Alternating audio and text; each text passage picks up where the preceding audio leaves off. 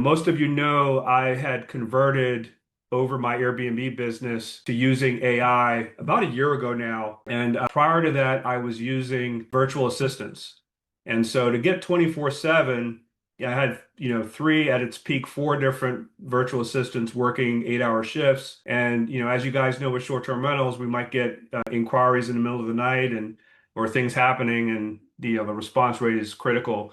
And so that was costing me probably close to 3,000 a month just for those virtual assistants. So I tested out the AI for mostly for messaging, but also for voice. And I was so impressed with it in terms of the consistency.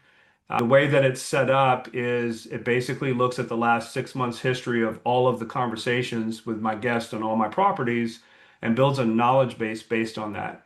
And so as you can imagine, there's a lot of repetitive stuff. Long story short, I no longer use my virtual assistants for guest messaging on Airbnb. It's all handled by AI right now.